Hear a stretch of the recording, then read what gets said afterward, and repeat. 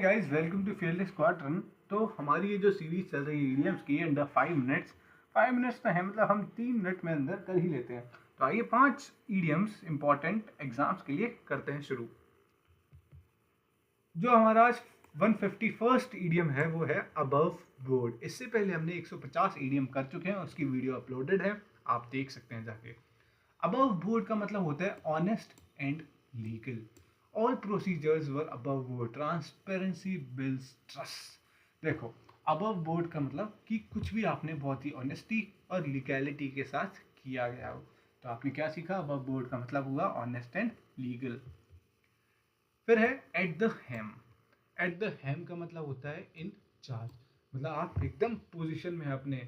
The officer was at the helm of operation strong leadership matters.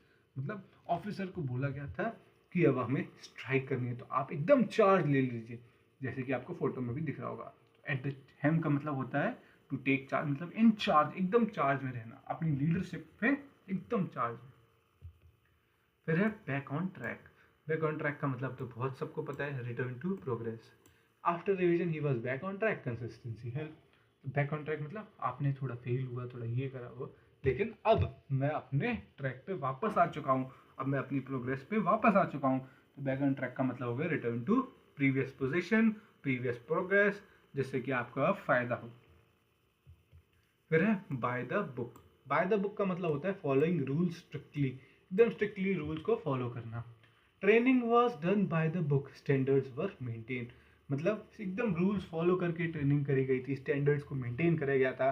सुबह उठना 4 बजे, फिर दौड़ लगाना, फिर ये करना, पढ़ाई करना, ये सब कुछ एकदम एकदम रूल्स स्ट्रिक्टली फॉलो करे गए थे बाय द बुक। तो बाय द बुक का मतलब हो गया following rules strictly.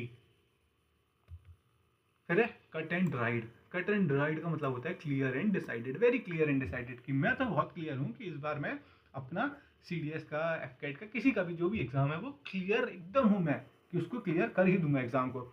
The instructions were curt and right, no confusion remain. फिर देखो दूसरा एग्जाम्पल यहाँ पे, कि इंस्ट्रक्शंस हमें इतने एकदम कर्ट एंड राइड मिले थे कि हमें कोई कंफ्यूजन ही नहीं रही। तो कर्ट एंड राइड का मतलब हो गया क्लियर एंड डिसाइडेड। तो ये हमारे जो 5 MCQs जो पूछे जा सकते हैं ईडियम्स के, वो हमने कर लिए हैं। यहाँ पे हमारे 5 ईडियम्स खत्म होते हैं। जय हिंद एंड बाय।